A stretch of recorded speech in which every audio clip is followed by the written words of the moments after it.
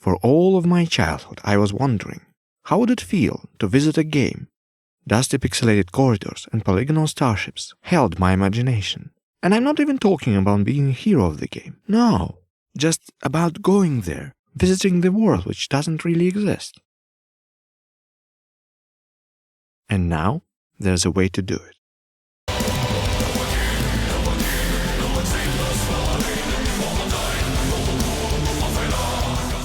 What can I say? I'm at a loss for words. Okay, not really, or the video would end here. But still, virtual reality just blows my mind. If I knew about it back then, I'd probably explode. At least from envy.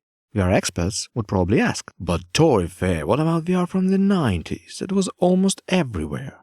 Well, it wasn't for me. I don't know, maybe it didn't make its way here, or I just plain missed it. Remember, it was the ancient times, before ads learned to decide what you like for you. The first time I've heard about the idea of strapping a stereo monitor on my head was with Oculus Kickstarter. I think it set site records or something, so it was on all the news. And here I thought VR only existed in movies. And from this point on, I never shut up about VR. To my brother, friends and even strangers, I was all too happy to tell how awesome it could be to visit games.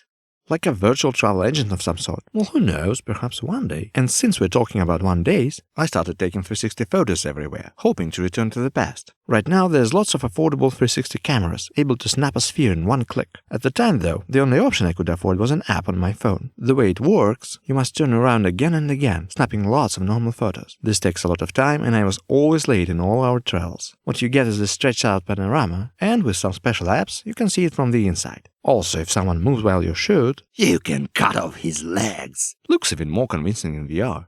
I was fully ready to begin my dive into virtual reality, unlike my wallet. New headsets from Oculus and HTC didn't only cost like a whole collection of arms and legs, but also required a beastly GTX 970 GPU. But time solved that problem. What is too expensive today is sold second-hand for cheap after a year of mining. And as for HMD, new budget offerings appeared. I was choosing between 2 devices. One from Chinese company named Pimax, of which I never heard, and one from another tiny company with the size right in the name, Microsoft.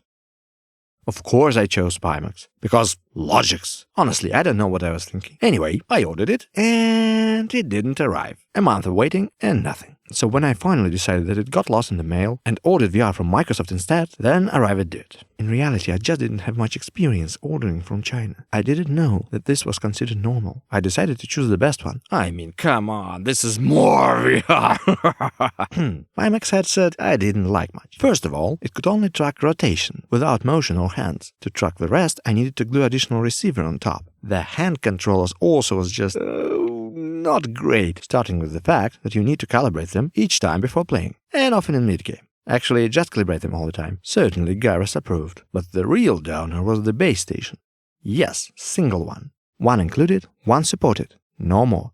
The cone in which I needed to stay for the hands to work was quite narrow, and I didn't have much space to go further back. After googling for a while, I found a guide for the ceiling setup. This way I didn't need to look in one direction only. Yay! I wasn't feeling like damaging the thing I would potentially return, so I've decided to glue some styrofoam to the ceiling and cut the hole in it for the station. It worked much better. But at that time, second headset arrived, and I liked it way more. So I had to scrape 2-sided duct tape from the ceiling. Anyway, I chose the HMD from Microsoft, the Nova Explorer, and I wasn't disappointed. It worked great for the price and didn't need any base stations. The things I did in VR after that: screamed at the dragons in Skyrim, stole ammo from zombies in Half-Life, had philosophical discussions in VR chat, but I think I'll tell these stories some other time.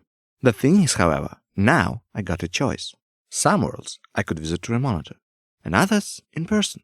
I guess what I'm trying to say is sometimes childhood dreams do come true. So, have a blast traveling between worlds, everyone.